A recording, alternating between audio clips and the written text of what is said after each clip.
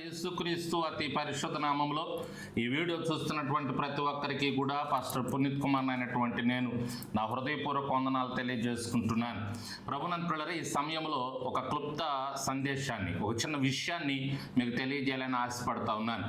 అదేంటంటే ప్రియులరా, దేవునికి అసలు ఇష్టం లేనటువంటి కార్యం ఒకటి చెప్పాలనుకుంటున్నాను. దేవునికి అస్సలు నచ్చదు. దేవుడు చాలా బాధపడి ఆ పని చేసినటువంటి వారి మీదకి వెంటనే తన ఉగ్రత పంపించేటటువంటి విషయం అదేంటి అంటే పొరుగు వానిది ఆశించటం, పొరుగు వానిది తీసుకోవటం. ఇది దేవునికి అస్సలు నచ్చనటువంటి కార్యంగా మనం పరిశుద్ధ గ్రంథంలో చూస్తూ ఉన్నాం. ఆ పొరుగు అనేది ఎవరైనా తీసుకున్నప్పుడు, దోచుకున్నప్పుడు, లేక తీసుకోవటం అంటే మామూలుగా అడిగి తీసుకోవటం వేరు, దౌర్జన్యంతో లేకపోతే వేరే వేరే మోసపూరితమైనటువంటి కార్యాలతో అన్యాయంగా తీసుకోవటం అనేది అసలు దేవునికి నచ్చదు. దానికి వెంటనే పనిష్మెంట్ వస్తుంది. ఎవరైతే అలా దోచుకుంటారో, అలా తీసుకుంటారో, అలా ఆశిస్తారో వాళ్ళకి తప్పకుండా పనిష్మెంట్ వస్తుంది. దేవుడు ఇచ్చినటువంటి ఆజ్ఞల్లో ప్రధానమైనటువంటి ఆజ్ఞ, నీ పొరుగు వానిది ఏది ఆశించకూడదు, పూసిక పుల్ల కూడా నీ పొరుగు వానిది ఏది తీసుకోకూడదు అనేది దేవుని యొక్క ఆజ్ఞ. అంటే ఒక చిన్న వస్తువైనా సరే తీసుకోవటానికి దేవుడు ఇష్టపడడు. కాబట్టి మీరు ఎవరు కూడా దయచేసి అటువంటి కార్యం జరిగించొద్దని ఒక దైవజనుడిగా మీకు నేను తెలియజేస్తా ఉన్నాను.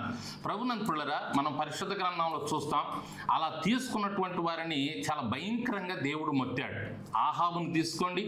ఆహాబు కూడా తన పక్కన ఉన్నటువంటి ఆ నాబోతు ద్రాక్ష తోట తీసుకునటానికి ప్రయత్నం చేశాడు. అడిగాడు, అది ఇవ్వలేదు.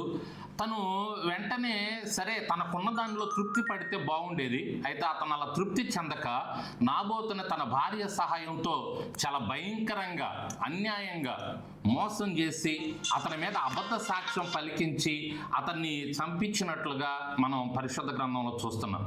అలా చేసి ఆ ద్రాక్ష తోటని తీసుకున్నాడు, కానీ ఏమాత్రం సుఖంగా లేడు. వెంటనే దేవుడు మొత్తాడు.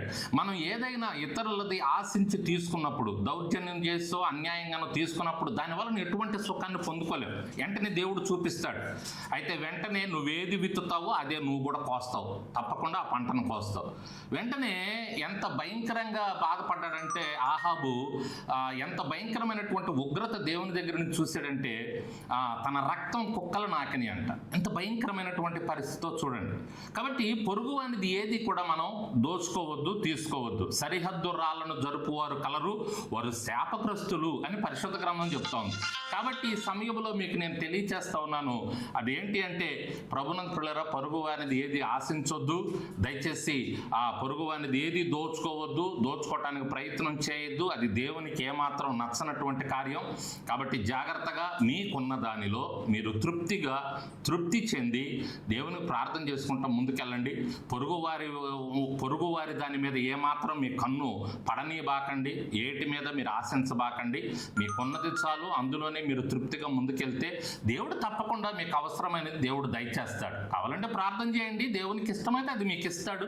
తప్పకుండా దాన్ని మీరు పొందుకొని తృప్తిగా ముందుకెళ్ళొచ్చు. అంతవరకే కానీ అన్యాయంగా అక్రమంగా పొరుగు అనేది తీసుకోవద్దు. ఇది అసలు దేవునికి ఇష్టం లేని కార్యం. వెంటనే దేవుని దగ్గర నుంచి కోపం వచ్చేటటువంటి విషయం ఇది. కాబట్టి దీని మీద మీరు మనసు పెట్టి జాగ్రత్తగా దేవునికి ప్రార్థన చేసుకుంటూ ముందుకెళ్ళాలని. ఒకవేళ మీరు ఏదైనా కలిగి ఉంటే వెంటనే ఇచ్చేయటానికి ప్రయత్నం చేయండి. జకర్యా చేసినటువంటి పని అదే. తను తీసుకున్నాడు. తను తీసుకున్నది దేవుడు తన ఇంట్లో అడుగు పెట్టగానే, యేసయ్య తన ఇంట్లో అడుగు పెట్టగానే 4 గంటలుగా తిరిగిస్తానయ్యా అన్నాడు.